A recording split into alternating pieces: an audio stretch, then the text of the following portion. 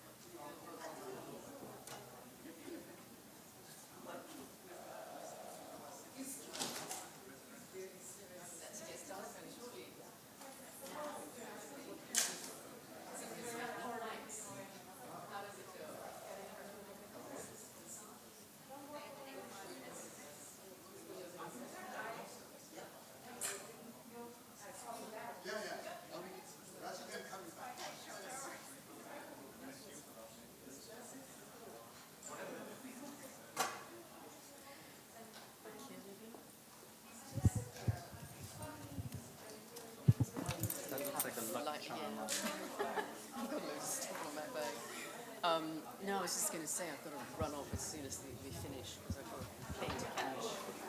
I'm literally on air tomorrow morning.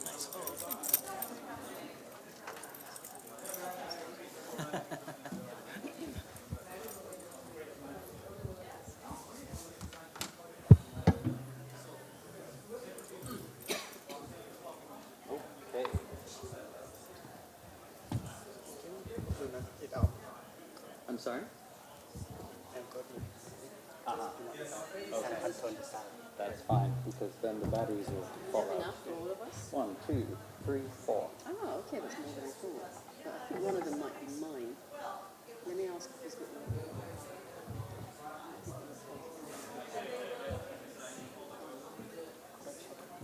Because I was told I kept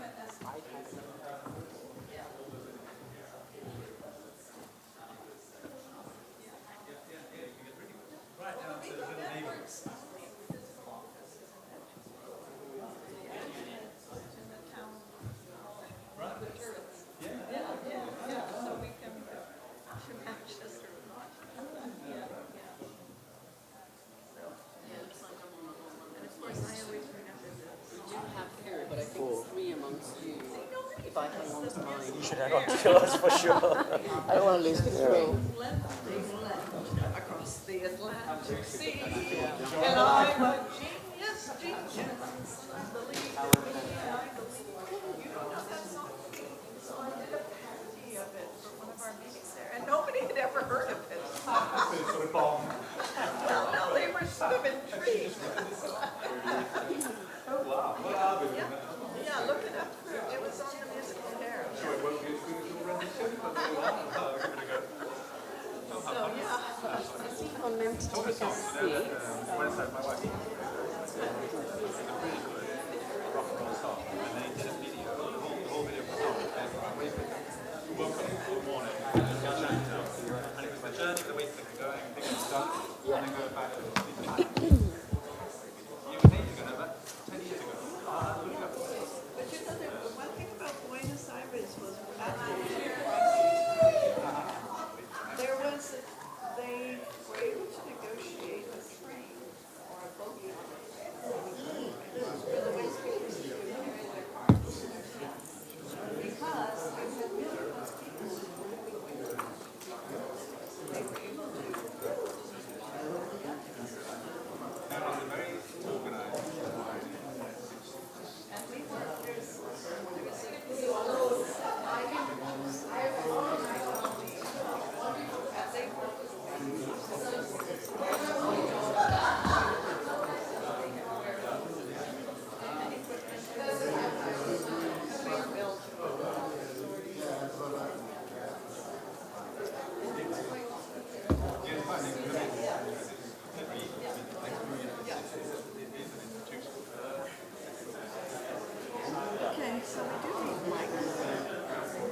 going to inquire if we have Or they hand mics?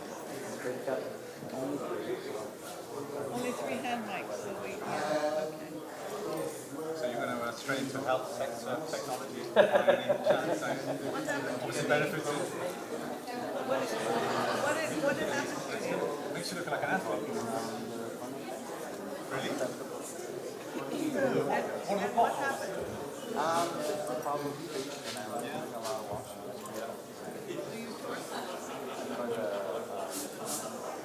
I only found out I tore my meniscus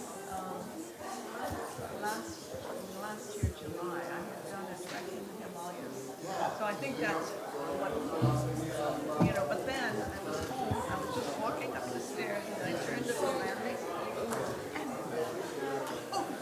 and the pain was, and during the night, next morning, I just stepped on the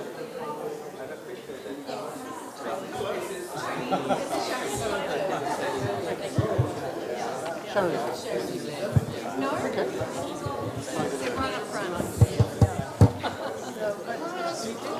Professional broadcasting. I didn't know either, and I saw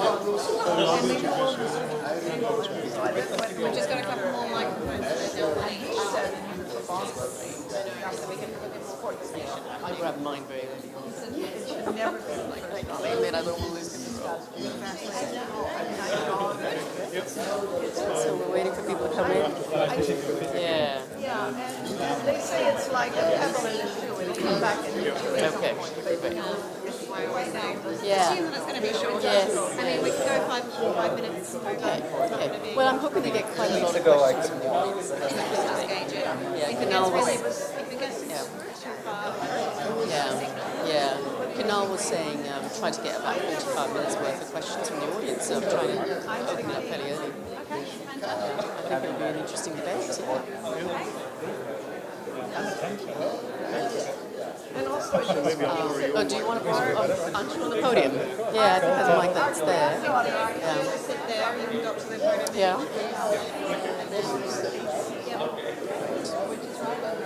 All right, so we'll get them to sit down, should we? it's really important, so I she think get we're all one meant of to the, take our seats, and you all have your own mics now. So yes, I have on your behalf. Yes, that's brilliant. I suggest you claim it, put it on your particular order? anywhere you like, really. So let me see. I've got at the moment. I've got Damian first, Benno, Truman, yourself, Marty, and Kunal. okay, where are you? Sitting. I'll be in the corner, so if you look at me. In fact, I'm going to Okay, seat to move it. so you want me here? Yeah. Go anywhere, really. So yeah, I think Damian here. Yes, sure. Only because that's the way I've put you guys in terms of introduction, because that's how the agenda had it. And then I believe is there. Yeah. Truman's there and Kunal's there. Excellent. That way I can just put it out. Brilliant. See, just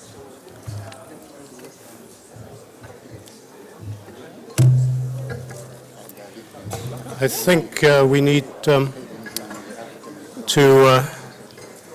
take our seats.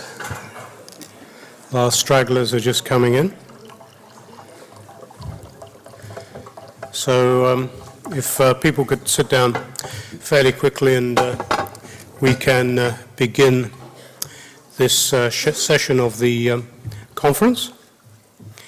I'm Tony Addis, and I'm the Deputy Director of UNU Wider and the Chief Economist. And it is my role and my pleasure to introduce to you today our moderator, Sharanjit Leyl, who is a very experienced broadcaster, extensive experience.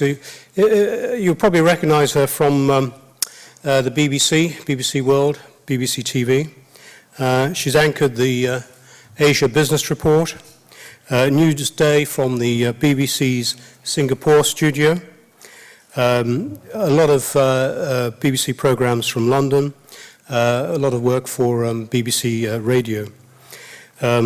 She's a Singaporean native, presented and produced a number of documentaries, including the Singapore at 50 and the Secrets of Singapore. featuring leaders and pioneers of that 20th century economic success. It would be impossible to name all of the people that she's interviewed, but they range from prime ministers to presidents and presidents of the World Bank and the IMF. So we're delighted that she's agreed to moderate what should be a very interesting discussion today. Thank you. Meredith. Thank you, Tony. Thank you very much, Tony. That was a remarkable introduction. Quite a long one, I should add. I didn't know you were going to go into such detail, but great to see all of you, and it's fantastic being here at the UN ESCAP in Bangkok. Now, this session, we're going to be looking at how technological transformation can be harnessed to create better jobs to obviously try to achieve the UN Sustainable Development Goals. Now, we know that estimates from the World Bank, though, suggest that 2/3 of all jobs in developing economies are at risk of being automated. Now, think of that, 2/3 of all jobs in developing economies. That is a staggering number. While many of us in developed economies are worried about being rendered obsolete by robots or artificial intelligence in a few years, we know the challenges faced by developing economies are vast. Many people in them are in the informal sector, and of course we know very little social protection exists for them. So in this session we're hoping to talk about all of these issues, and we know that within 11 years we are going to try to aim to achieve the Sustainable Development Goals, and there are many challenges ahead, not least amongst them trying to obviously keep up with the pace of technological transformation, and whether regulations and policy frameworks can be done in time to obviously help the poorest in the world.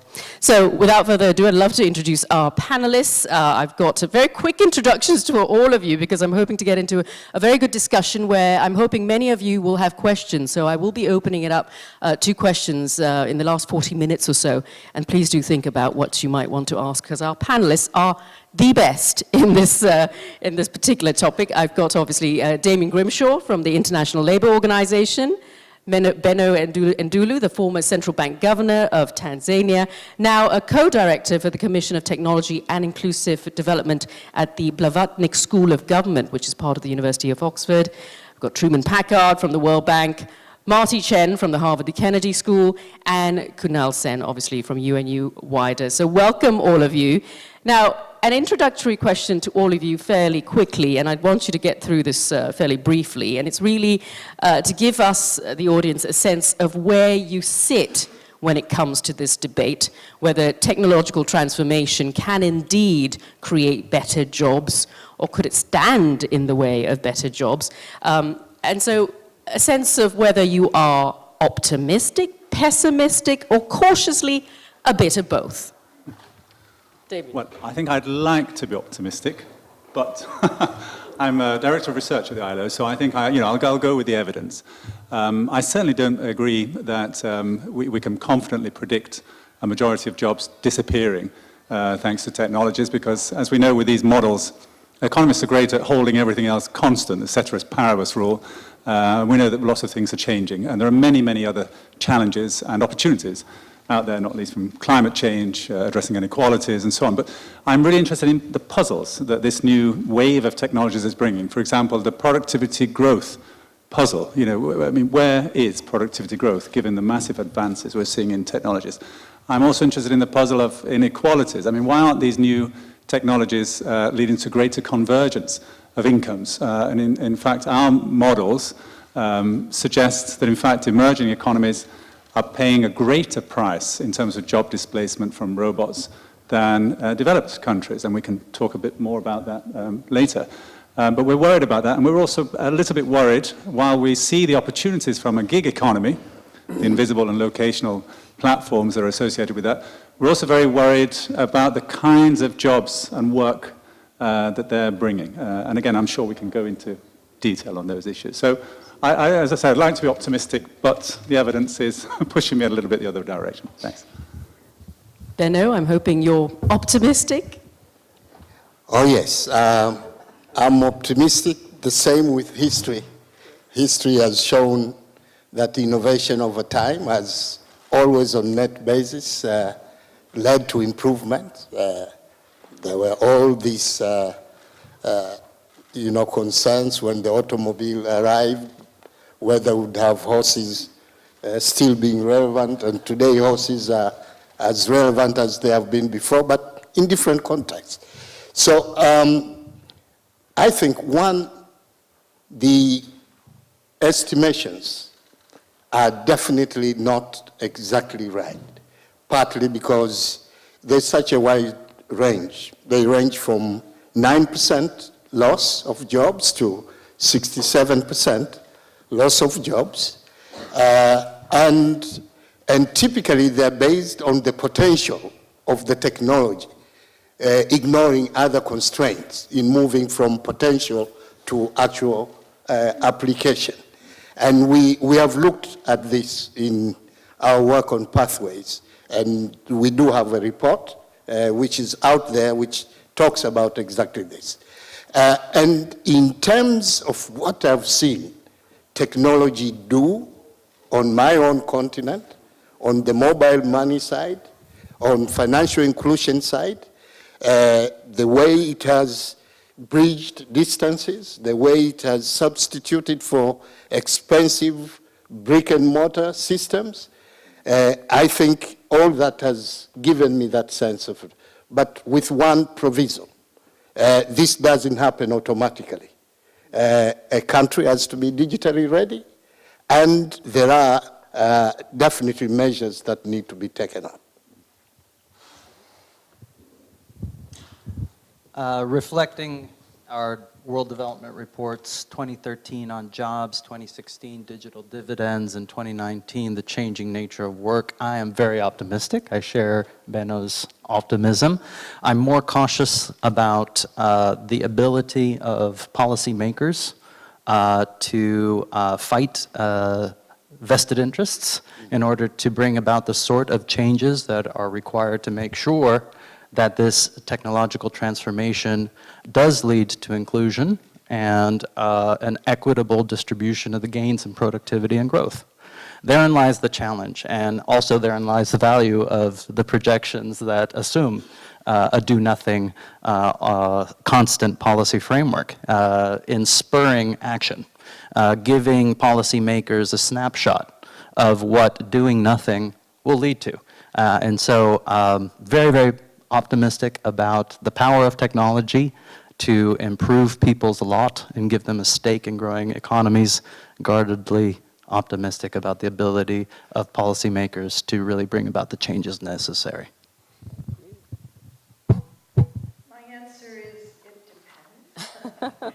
It depends on which technologies we're talking about. It depends who owns and controls the technologies. And it depends whether and how the technologies are regulated. And in terms of the working poor in the informal economy, which is my subject area, automation is not the biggest threat right now. What is a big threat for the urban informal is the choice the city makes about the technologies that it will use in waste management, in public transport, in energy supply, whether that's privatized. And urban renewal, the large infrastructure projects, are like an urban juggernaut for the working poor. Their place of work, everything gets displaced. So there are choices we can make around the public transport system, around waste management. But those are policy choices that require seeing that these workers contribute, right? They're environmental agents. They contribute to the food chain or the waste chain in the city. So my answer is a typically two-handed economist answer, Sharanjit. It's 50-50. I can see the positive side and I can see the negative side. So let me explain what I mean. On the positive side, technology does allow for new kinds of jobs, which we've never seen before. And these jobs are, so we see both jobs being created through technology and we see jobs being destroyed by technology. What kind of jobs are being created by technology? Essentially, these are jobs which need human dexterity, creativity, ingenuity. Think of software programmers 30 years back. How many software programmers did we see around us? Think of the jobs in the creative industries. These are new occupations, new jobs, which have come pretty much in the last 10, 20 years in developing countries. And that's exciting that we're seeing new jobs being created, which were never there before, thanks to technology. But jobs are being destroyed, and jobs that are being destroyed are essentially jobs which are routinized jobs, like a production worker working in a factory, like somebody working as a clerical worker. Now, those jobs are going, and we can see that from the developed countries. And what the problem here is we don't really have a very good evidence on what's happening in the global south. And so we only wanted to start a very large, flashy project exactly on that. What do we know about what's happening in the global south? What do we know about what's happening in Latin America, Africa, Asia? But my sense is that you will see, just exactly as you saw what's happened in the US and in Europe, we see jobs being created, at the same time we're seeing jobs being destroyed. And so in a sense, it depends on where you are. Are you a young and educated worker? You might see a job being created for you. Are you somebody who's not educated, does not have the skills that are needed for the modern jobs? You might see a job destroyed for you. So that's exactly why it's a difficult problem, and it depends really on which kind of industry you're in, where you are located, rural, urban, different issues come in here, and the kind of industry you're working in. So it's a 50-50 issue, and it depends exactly on as I do had an economist, which way you think you might go on this question. All right, well, thank you all for telling us where you sit when it comes to this debate. That's really great, so we all know what to expect from you now. And obviously, Kunal, picking up from what you've said, jobs are going, and in fact, we've got a whole set of dire predictions and projections that suggest they are, and it all depends on which study you look at, as Benno had suggested.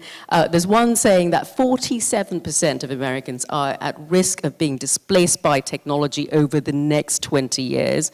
According to the World Bank, developing countries have even more jobs at risk, 69% in India, 72% right here in Thailand, 77% in China, a massive 85% in Ethiopia. So how are we, sitting here today with all of these projections, going to try to mitigate it all and perhaps to prevent them from coming true? Well, perhaps if I can pick up, and I'm sure we'll all jump in. I think a lot of the literature now is talking about the way in which jobs will be changed.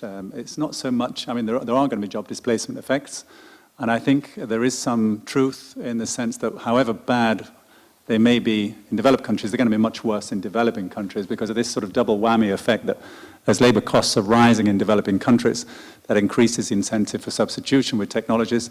But also, on the other hand, in developed countries, there's going to be less offshoring and perhaps even reshoring as more investment is made in robots. So you've got this sort of double whammy, which means that our modeling in the ILO suggests job displacement in developing countries will be 10 times higher than in developed. But the numbers are much smaller. And we're more interested, I think, in the ILO in the way in which jobs will be changed and who's going to be in charge in deciding how those jobs are changing. So, for example, you might be a doctor, more working with technologies and work with patients, and it's probably likely as a doctor you'll have the status and the esteem to change your, which tasks you'll do with your patient, or which tasks the machine will do. But as a care worker, you may have less possibility and less power to change those tasks. So we're interested in the way in which the bundles of tasks that make up all jobs, all our jobs, will be changing, and who's going to be in charge of making those changes. Also, the arguments for what is done in the hierarchical structure of a firm versus what is done in markets. The changing nature of work reflects the changing nature of production. And one of the things that technology has done is that it has drastically lowered the transactions costs of going to markets in order to produce your goods and services rather than having to necessarily hire people. Now, I think that the positive story here is that this is bringing more people into market work than ever had that opportunity before. Young people, parents, people who are in their later years of active life being able to extend their years of productive contribution into the economy by offering that sort of flexibility. And, and the question then becomes, will the policy framework keep up, the notion of the rising labor costs? The rising labor costs in developing countries is largely an assumption that social protection will continue to be organized largely in an employment framework and financed through statutory contributions on payroll. That is a relic of late 19th century technological constraints. It's not a necessary way of organizing social insurance. And so while I think that the skills upgrading challenge is very, very real, the rising labor costs, I think, is just a reflection of past legacy policies and things that we can do differently in the future. Let me speak to this from where I live and where I sit. But globally, manufacturing accounts for 16% of the global GDP and accounts roughly for about 11% of all jobs. So you can imagine the rest of the jobs are all from the other sectors. In Africa, this is even lower. So whenever this conversation takes place, people ask questions. Where are the jobs to be lost anyway? Usually we look at it more from loss of opportunities to follow the path that the East Asians had followed, rather than a challenge of losing jobs that were already there. So technology from our perspective is actually working through all sectors in enhancing efficiency, enhancing effectiveness, and in fact, if anything, it does help to increase value. For example, I'll just give one example. Even for smallholder agriculture, in Rwanda right now, they have connected through the Alibaba trading platform to the Chinese market. And smallholders who were actually able to do some processing and sell their coffee there now, and 3 times as much, just from the same effort that they made before. And this increases value, even in the effort that they had put before. And this is something, given that agriculture accounts almost for 60% of livelihoods, this is important. Yeah. So I'm not quite sure whether the same conversation of paralysis that you hear in the context of developed world, you would actually hear on that side. And maybe while I'm just on that, I read an economist article not too long ago about how unemployment is at record low in the United States and how jobs have been created. They're not the same jobs, right? But they have been created, and maybe the conversation there is much more of the quality of jobs. But for us, where the quality of jobs was rock bottom, upgrading informal sector jobs is a positive, even if it's a gig economy. For a developed world, that might be going down from standard. So it depends on where you sit. Yeah. And Marty, you've obviously had a lot of experience as well with the informal economy. I just wanted to say that before the gig economy and the sort of young people going into self-employment, 45% of all workers globally are self-employed, right? So this automation is going to have more effect, I think, in the manufacturing wage jobs than in self-employment, particularly in the informal economy, because a lot of the self-employment, and now I'm moving to urban. I think the agriculture example is different, but if you move into the urban, where do they work? They work in public space, if they're allowed, or they work in somebody else's home, there's domestic work, or they work in their own home or in the informal settlement.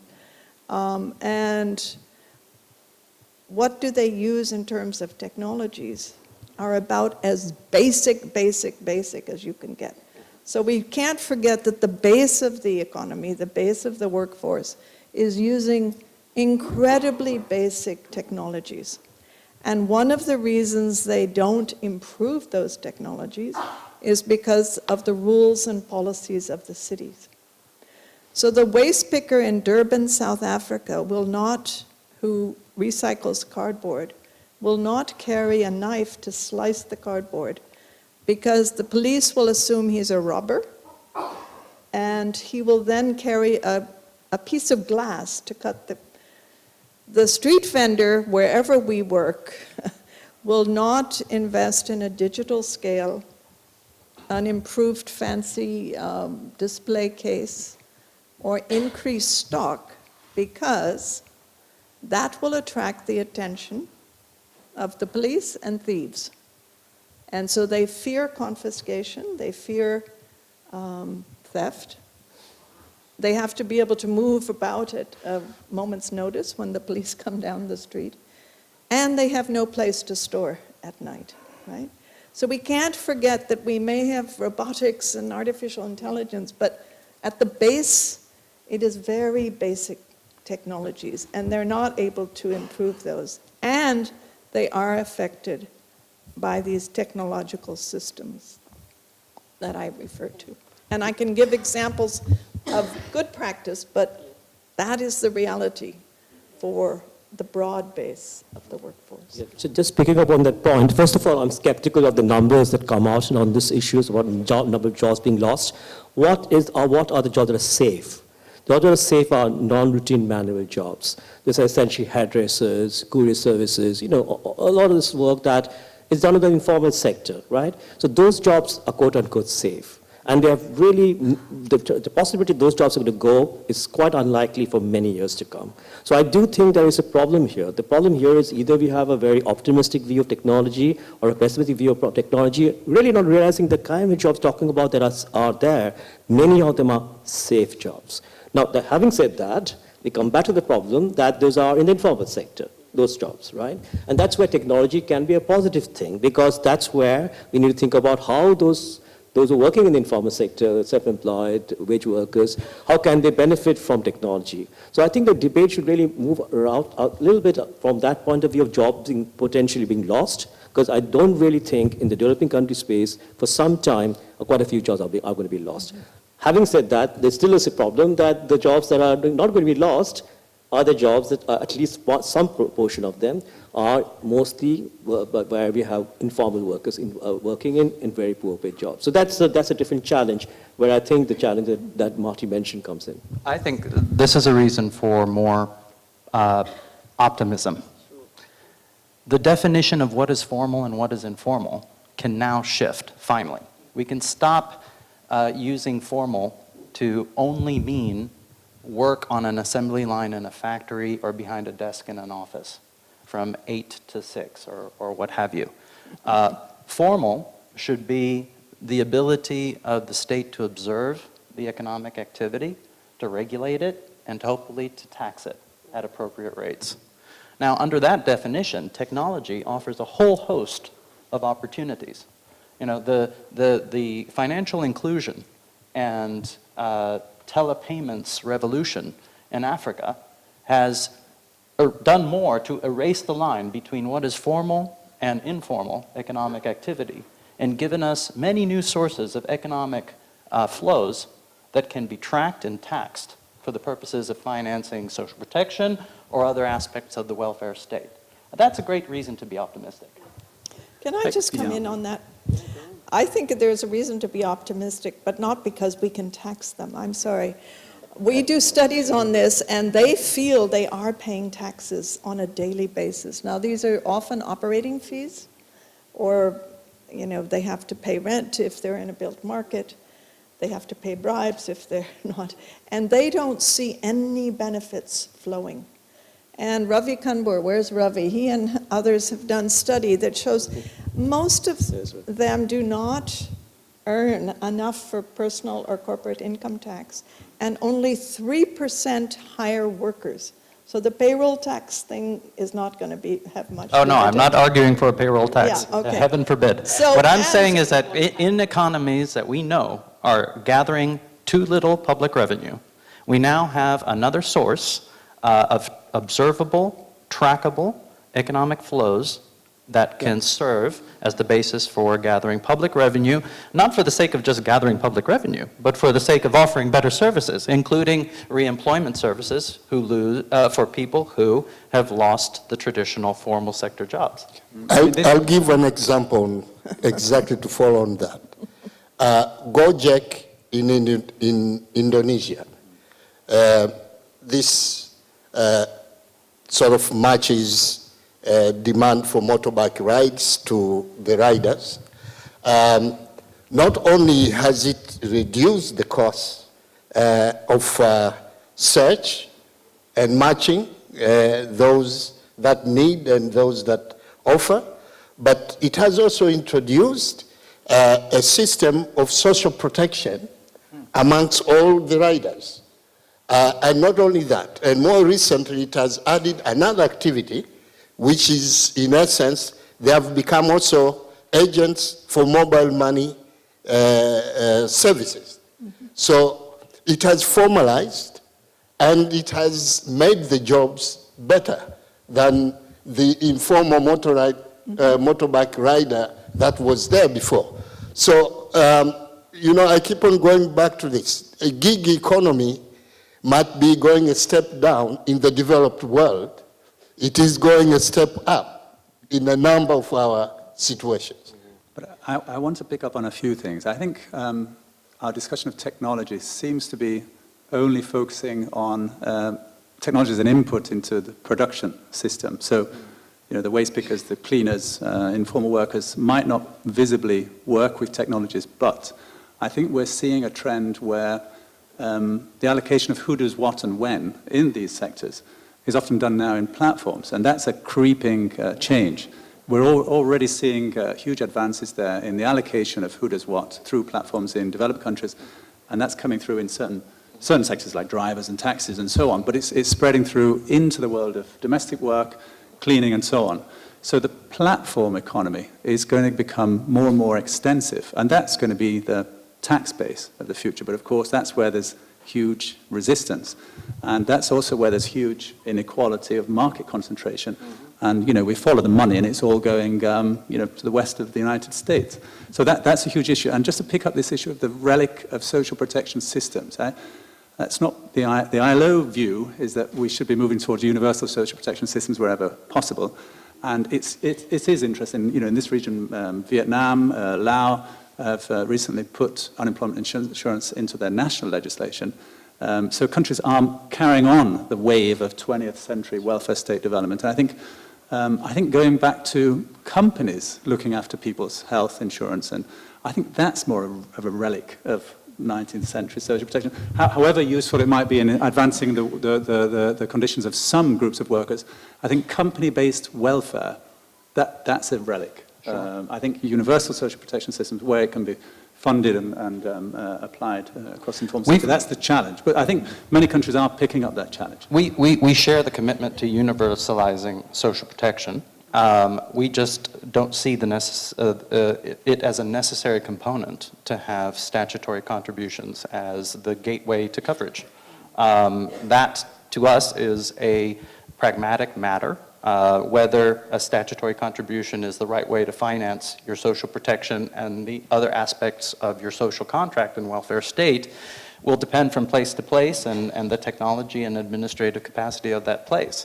I think there's a mistake in elevating that pragmatic choice to a principle of social insurance. I think that's a mistake. And it's one that is unnecessary now that we have the benefits of technology that allows us to observe and to draw finance from other economic flows.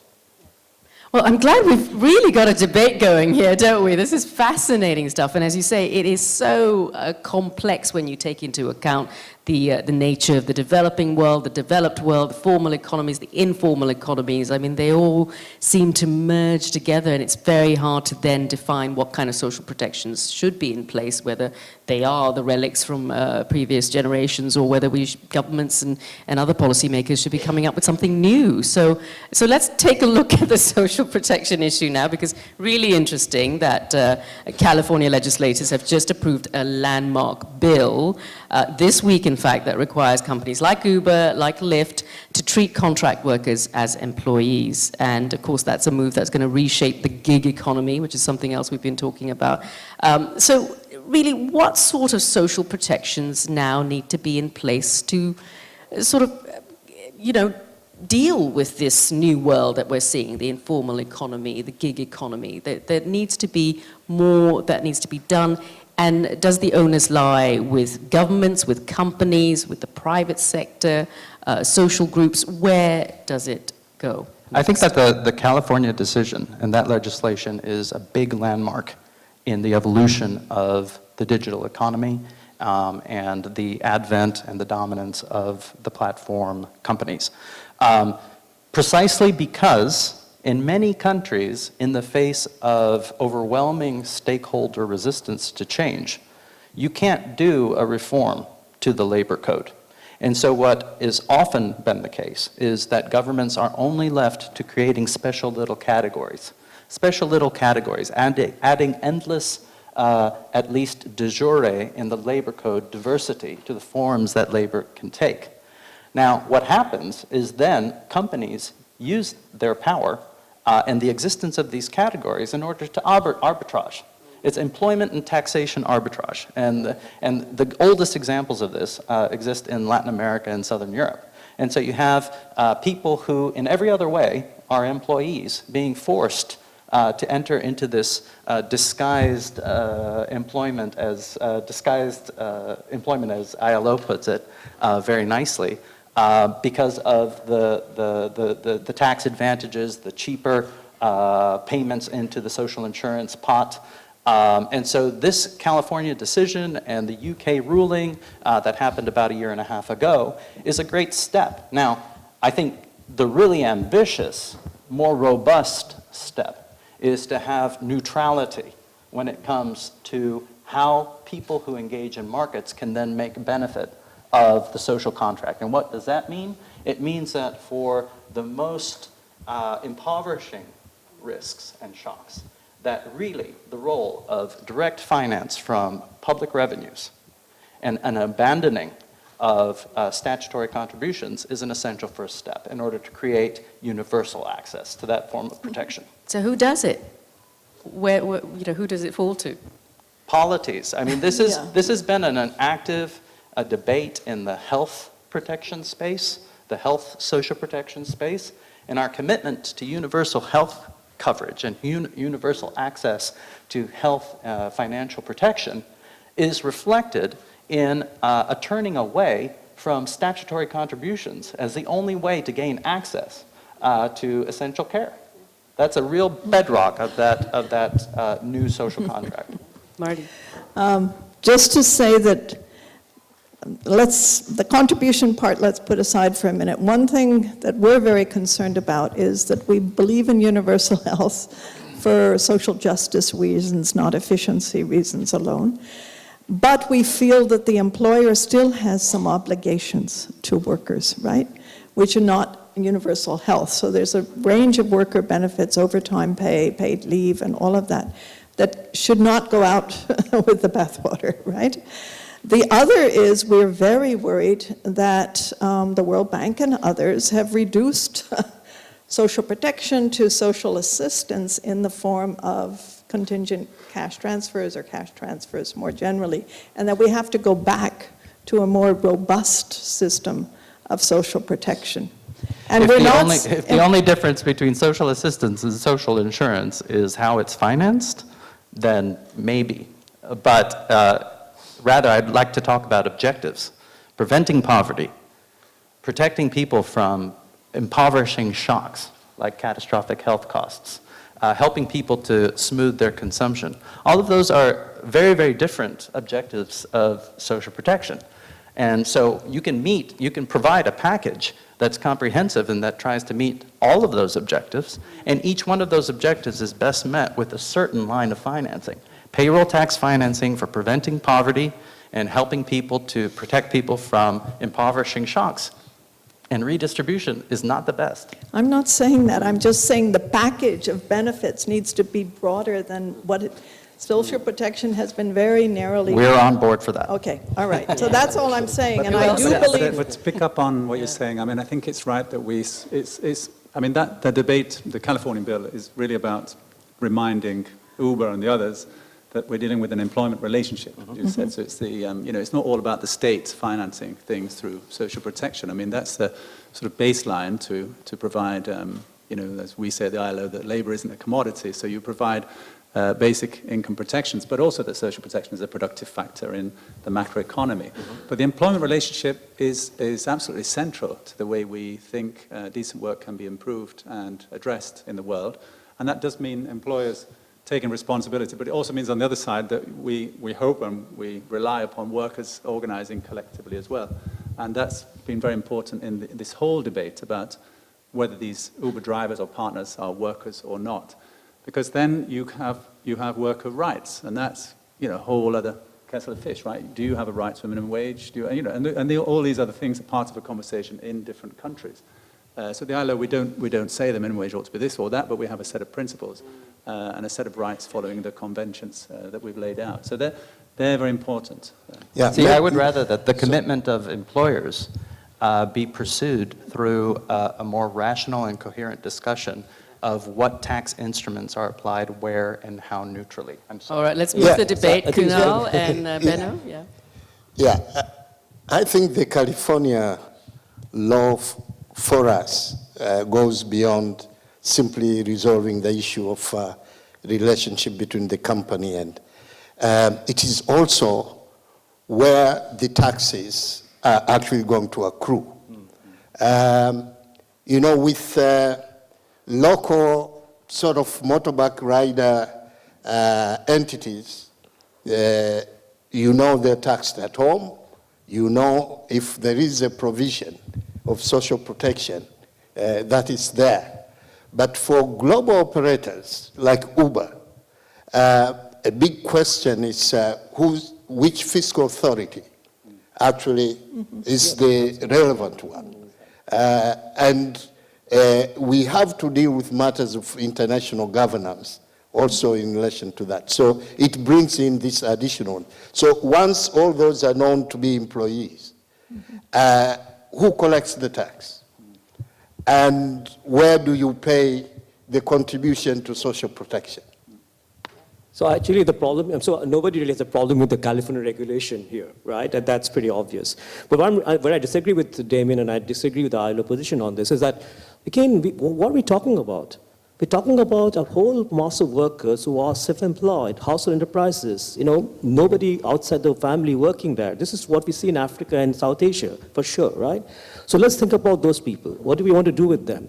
We want them to grow, just to get something or more in terms of being more productive. What does it mean? They might want to employ somebody from outside the family because we know economic scale matter. Bringing somebody from outside means more skilled. Somebody's skill comes in. Are we going to tell those firms, those house enterprises, the moment you bring somebody in from outside the family, you got to pay minimum wages. You got to do go and all the social security laws that we have, the formal sector. No, we don't. And that's where I feel that this is big misunderstanding of the informal sector looks like. And again, we have a project in Wider looking exactly at that because the informal sector is not a homogeneous sector. It is really differentiated. And part of the problem is the way we think about this is still this informal-formal dichotomy, which is absolutely not the way we should think about it. And I think once we think about the informal sector in a heterogeneous way, that they are household enterprises struggling to make a living, perhaps not even surviving and becoming a wage employee, perhaps because they can't really make a living being a household enterprise. What we want to do is encourage some of them to be a little bigger, employ somebody else, but maybe they cannot and they probably don't want to move to the formal sector. And what we really don't want to do is discourage that movement, which is so important for productivity and for poverty reduction.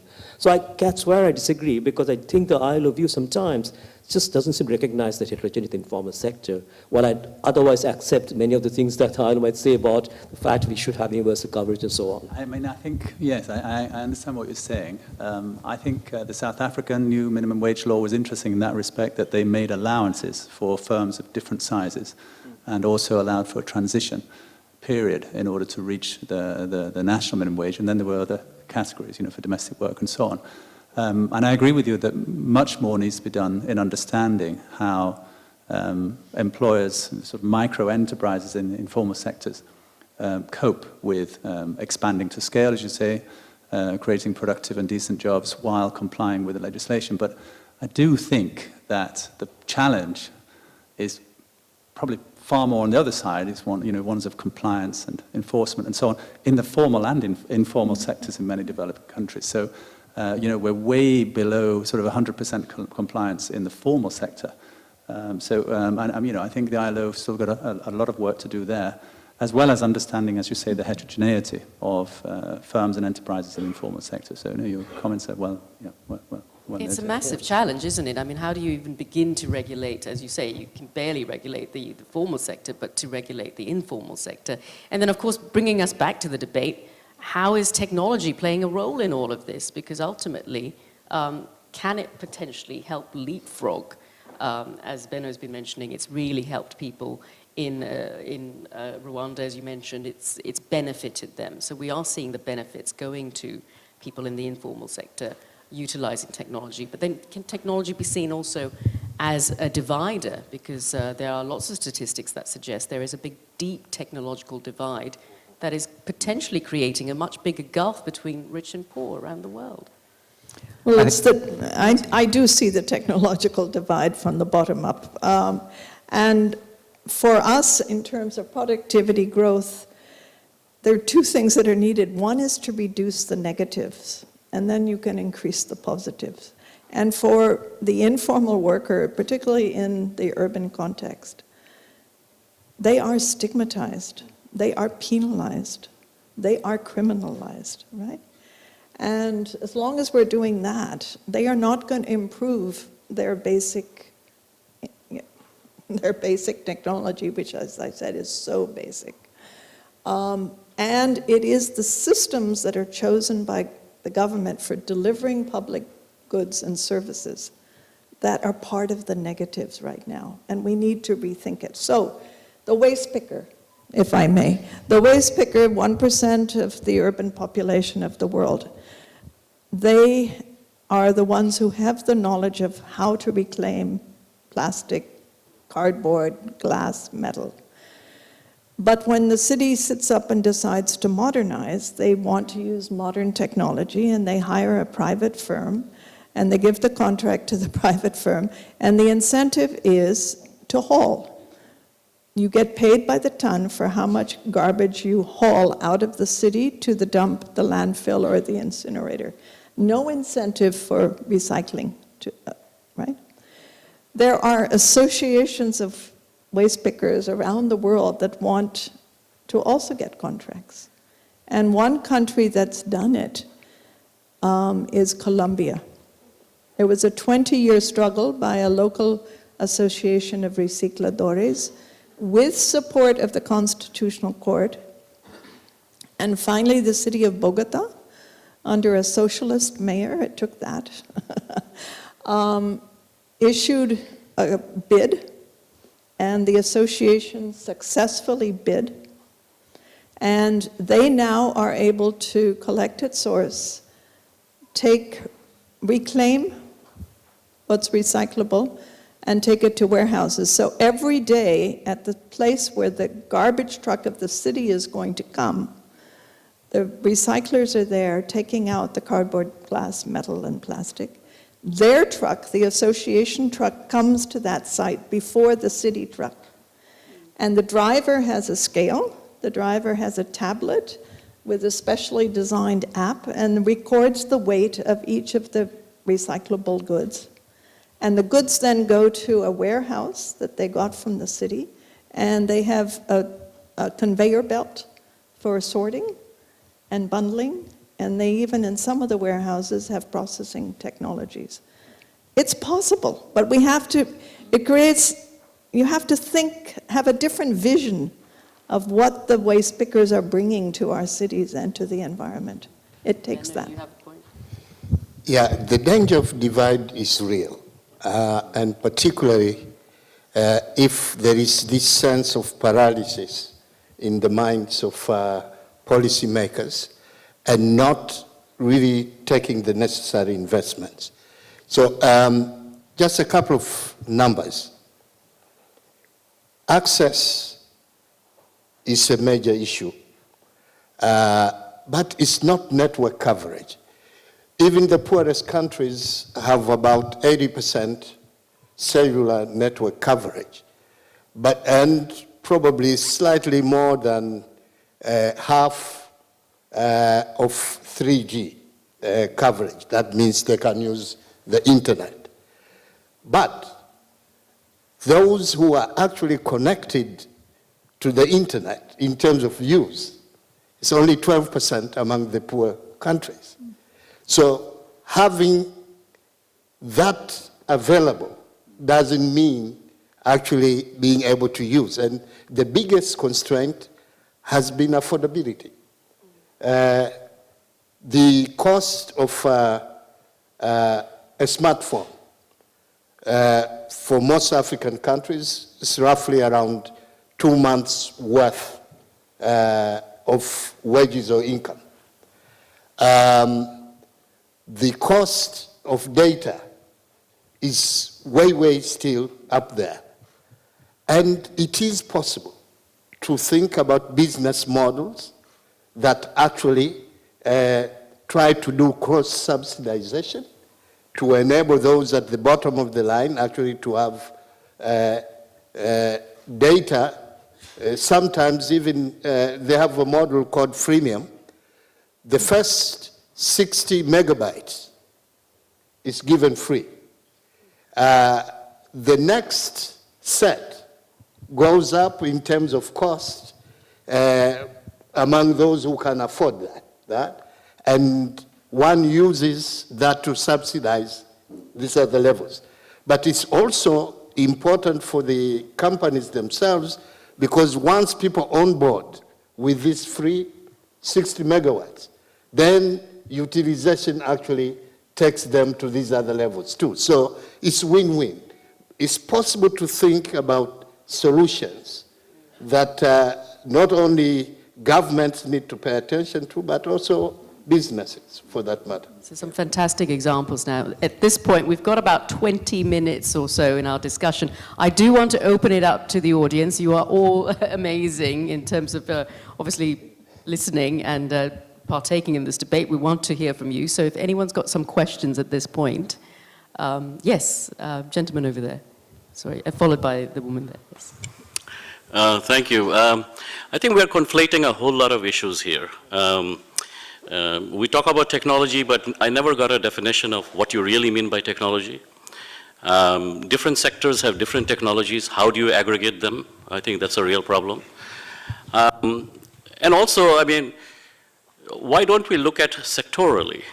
To give you an example, the introduction of, let's say, electric vehicles today as a new technology. What does that mean? And for whom? These are the questions we need to be looking at so that we have a little more precision. I think, somehow this seemed to be all going all over the place. We went into taxes and welfare and all of that. Let's talk about technology itself. Well, I think I mentioned AI and robots at the start, but there's also things like 3D printing, blockchain, data analytics, cloud. But again, these are more available in some countries over others. So, it is a very difficult discussion to pin down. Maybe I'll leave it to but that would have been a useful way of organizing the thing. We didn't have that idea. So that we did have a quick chat before the workshop this started. But at the ILO, we are researching different sectors, doing a lot of work now on automobiles. We're doing a lot of work on the locational digital apps, which grab all the media headlines. We're also doing the invisible digital platforms that we don't see, the microtask work. We're trying to look at the care economy.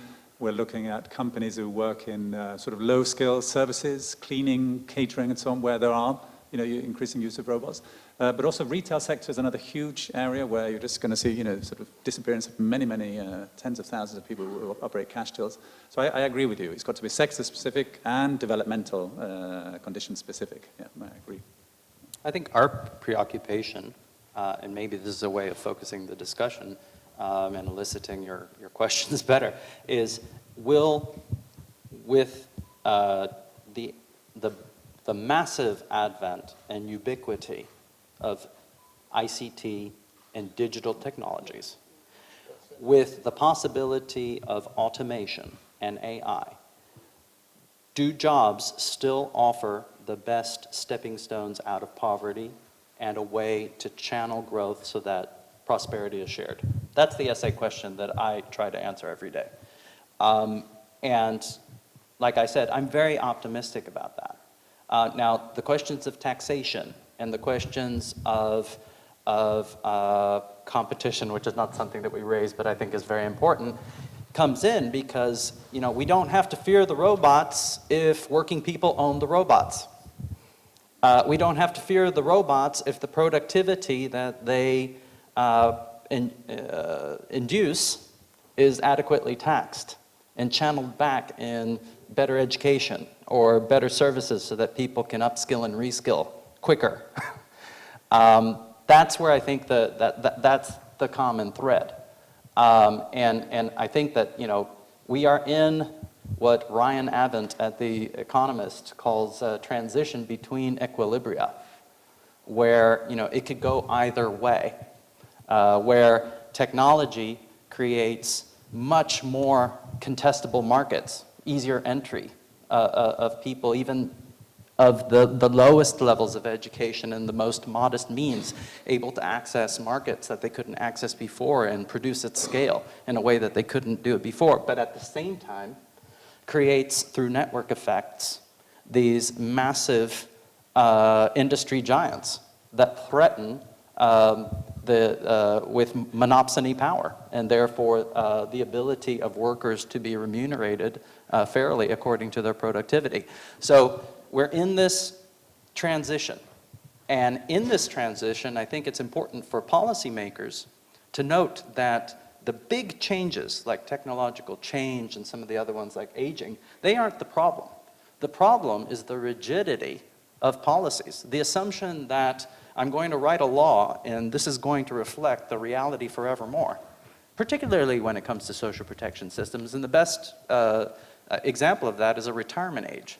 The retirement age set at a level, a particular level, rather than moving with expectations of longevity and people's ability to remain economically active, which technology helps them to do. I think retirement ages are quite flexible in many countries, aren't they? So I don't know. Yeah. Are you all okay? Let's go to the next question. I think there was a lady over there. Yes. Thank you very much for the excellent discussion. I enjoyed. I have more comments rather than a question, and my comment is about the social protection.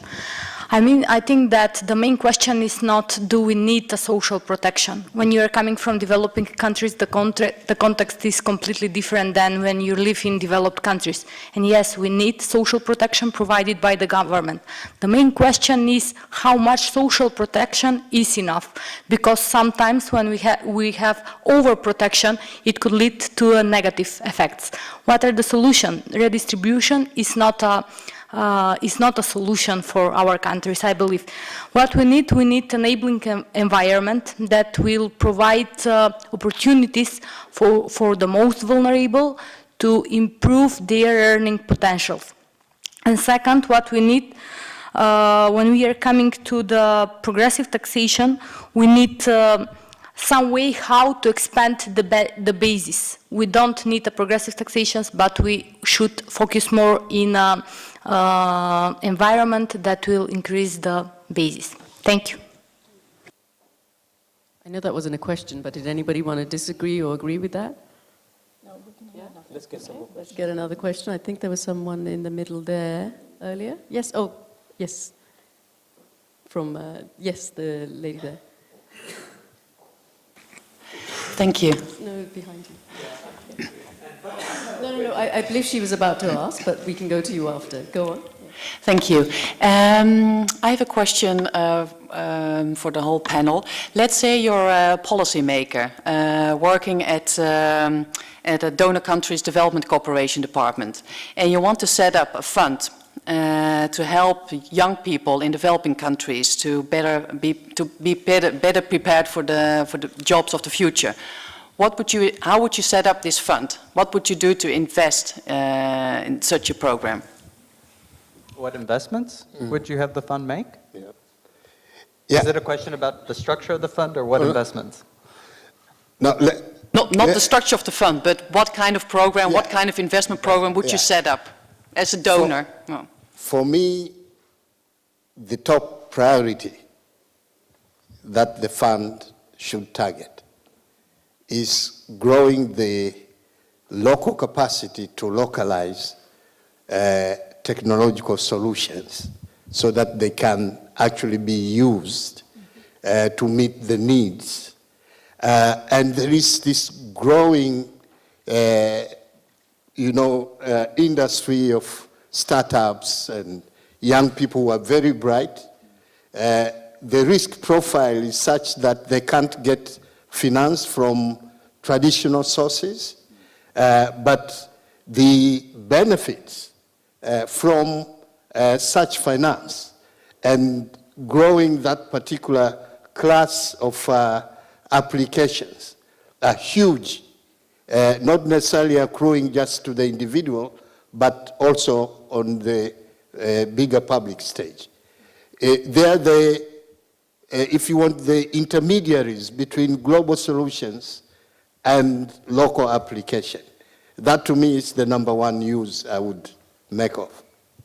To me, I would make sure that third graders can read, that they can, at appropriate levels, that they can do basic maths, because the foundation of all of the skills that are going to make working people, youth, viable in today's labor market and the labor market that's coming, begin with those strong foundations. And given the abysmal rates of functional literacy that have been shown around the world, without that foundation, these kids are not going to be prepared for the economy today, never mind the jobs of the economy of tomorrow.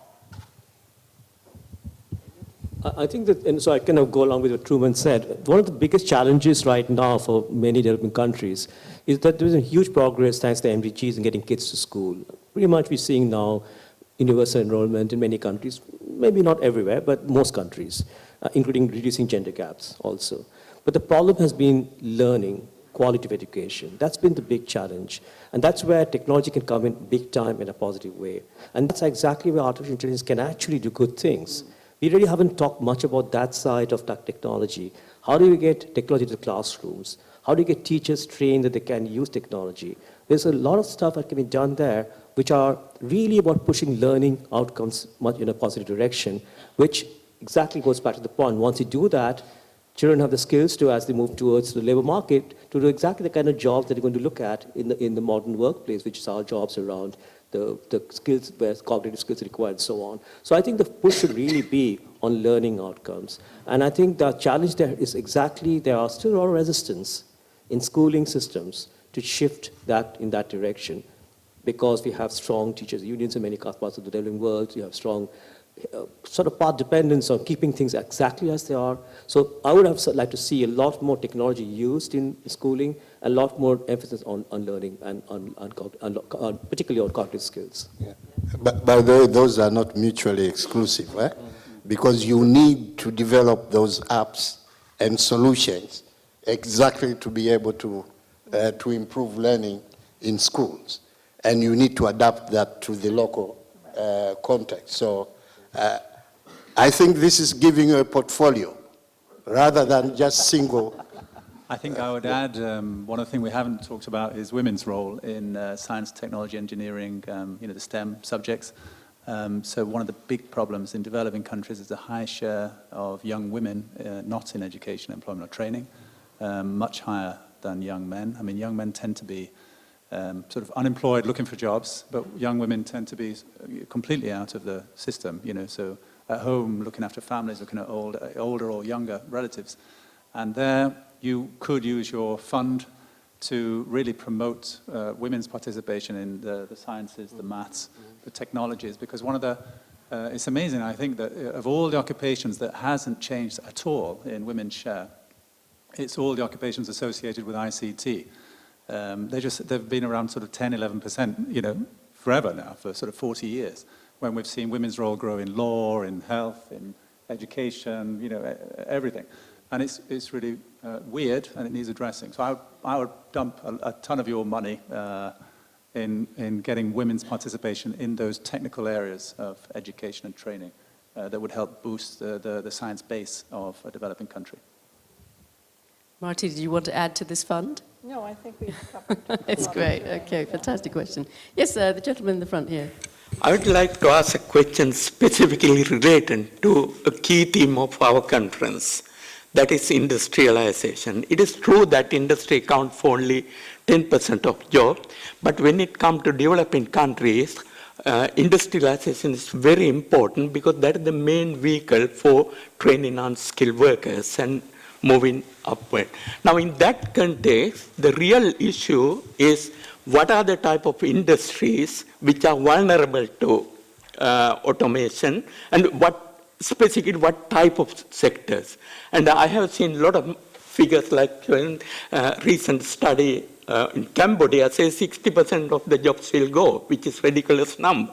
But we need to specifically identify the type of jobs, industries which are going to be vulnerable. So far, I haven't heard anything on that crucial issue. It's mainly manufacturing, if I'm not mistaken, one of our panelists. It's mainly manufacturing jobs that are going to go. Is that correct? Yeah, and by the way, the point I was making more was fallacy of composition. Yeah. Everybody thinks there could be a China where manufacturing is 29% of GDP, when globally the demand can only support 16%. So you can only get ahead if somebody else gets behind. This is arithmetic. So sometimes I think we overrate that escalator, and now that automation is definitely making it less job intensive, I think it should create that sense that we have to look across all other sectors, because technology of today, which in terms of quadratic cycle, which is digital and AI, is working through all sectors. It's not just manufacturing. So we're just expanding the scope, so that it's not that manufacturing shouldn't be, but manufacturing won't do all that is needed. That's all that the point I think I was making. Yeah, and by the way, in China, 26% of jobs, agriculture, 27 is industry, 47 is service, even with the progress that they have made. And this should be sobering, I think. And of course, China has that. I think China's construction-led rather than manufacturing. If I can jump in on this, so, I agree the manufacturing is important, but you already heard that manufacturing is the one sector the most under threat of losing jobs to automation. The point is that, what's the future for jobs? If you look already what we're seeing around the world, in the developing world, we're seeing movement into services, right? And really the three types of jobs that are there in jobs of tomorrow in services. And I'm going to use the terminology that used by David Otto, the labor economist. Frontier work, wealth work, and the last mile workers. Frontier workers, software programmers, obviously. Wealth work are the increased as middle classes, rise in middle classes, incomes increase, recreational services, healthcare, because as you get richer, you tend to have lots of health problems. So wealth work is going to be very, very important. Coffee shops all over the developing world. So that's really important. We've got to not forget those jobs. And some of them may be in the informal sector, but some of them are not that badly paid. Finally, the last mile workers. And that's really where the problem is. We're going to see a lot of workers in the lower segment of the labor market doing last mile work. And I think the point really is that that's where the future jobs of tomorrow, frontier work, wealth work, last mile work. We've got to think about exactly how we can think of technology affecting those sorts of jobs. Rather than worrying about manufacturing, we may well be a a situation where most countries, at least in Africa and possibly also in South Asia, we've already seen problems of premature deindustrialization. Marty?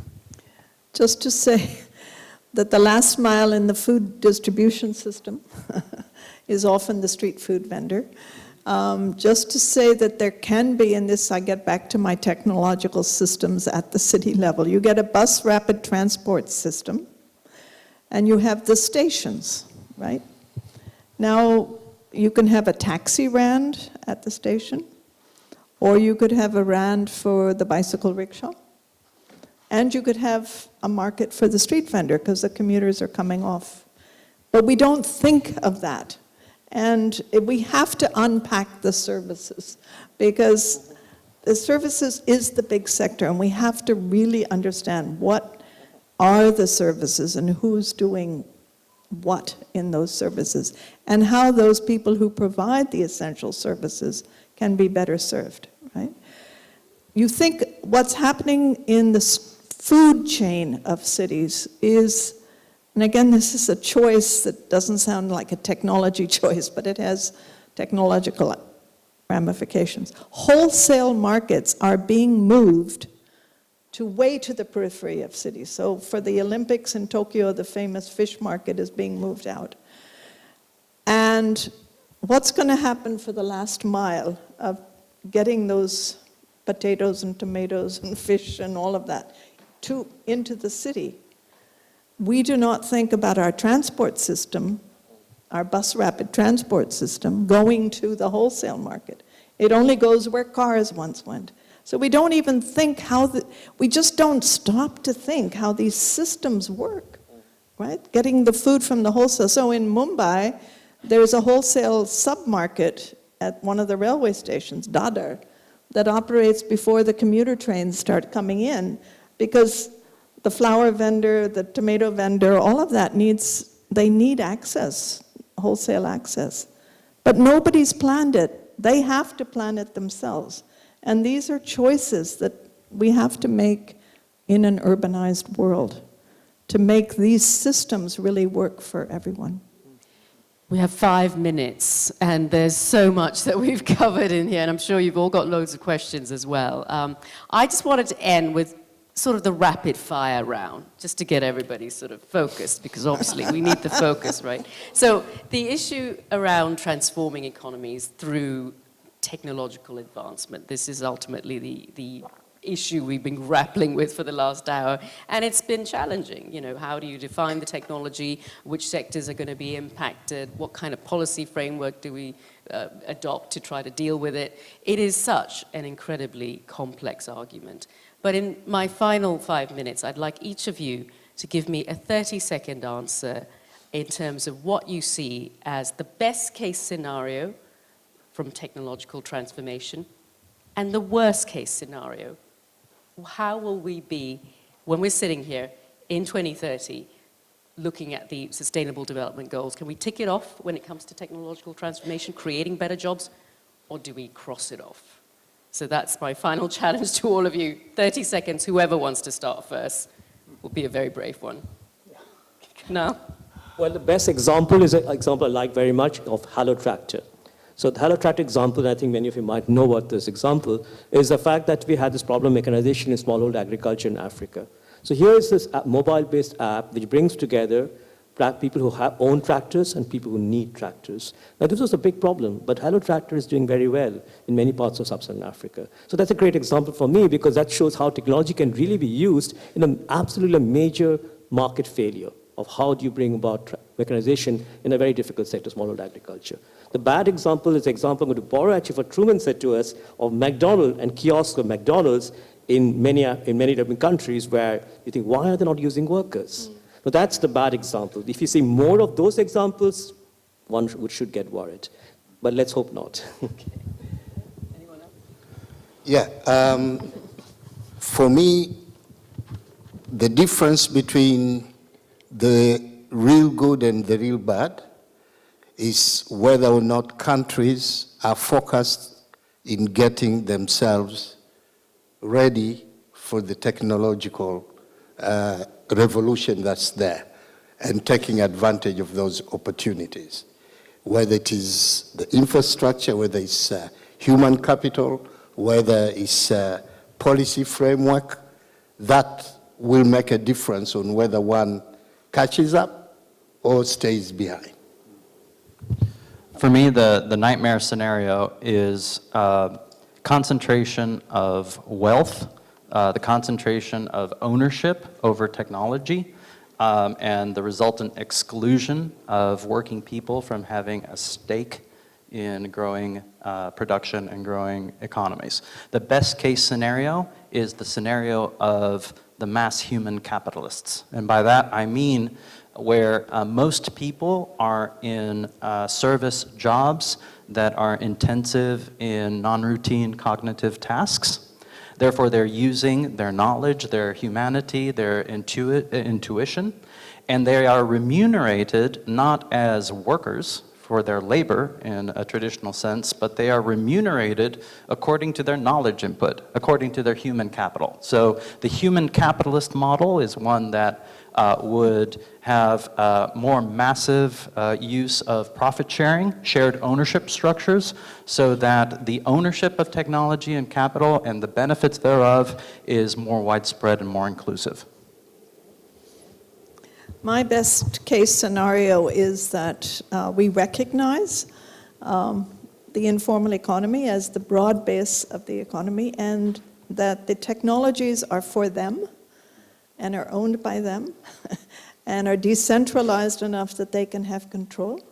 And there are growing examples. There's in Bangalore, Bengaluru, India, there's a We Got Garbage app that links people who have waste with the Association of Waste Pickers so that they can, but just getting the phone in their hands, and a smart one, and the apps will make a huge difference in their lives. And the worst case scenario is that concentration of power and wealth, which we have already. That's the world we are living in, right? And worse than that is people not having any work. Work has tremendous meaning in people's lives. And the idea that a universal basic income or something is going to make up for work, and what comes dignity and routine, that to me is the most frightening prospect. Well, I'm not going to beat that. I mean, I think that was a great phrasing to finish the panel on. So, I mean, I would only agree with, I think, the nightmare scenario. I think we're all saying a similar thing is really sort of a continuation of where we're heading with market concentration and wealth inequality effects and divergence between much of the global north and global south, with some exceptions. But the positive scenario is something we wrote about in the Global Commission on the Future of Work, a report which was independently produced by commissioners for the ILO. And then we talked about a human-in-command approach, and really saying that if technology is designed and steered and applied in ways that are sensitive to country and city and sector context by people involving all stakeholders, the usual employers, trade unions, as well as civil society organizations and city stakeholders, then that offers the brighter future, I think. Wonderful. Well, thank you all. That was some fantastic answers. And thank you, audience, for listening, for your questions. There's lots more questions you can ask our panelists after, but I wanted to thank you all, Damian Grimshaw, Benno Ndulu, Truman Packard, Marty, Chen, and Kunal Sen, for your insightful debate on this topic. Thank you all. And once again, thank you.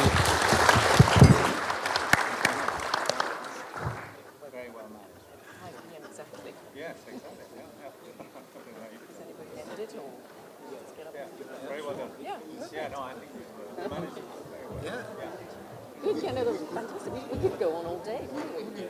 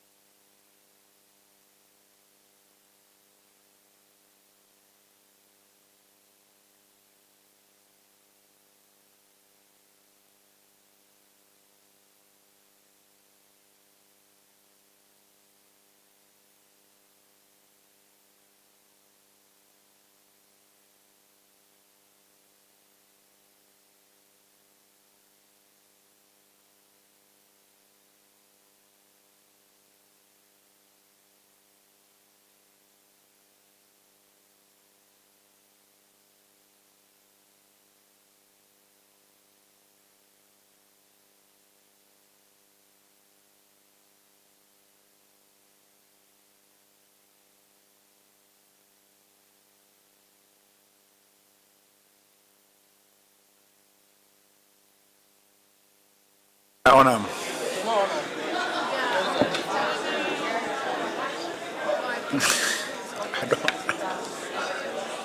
I don't honor.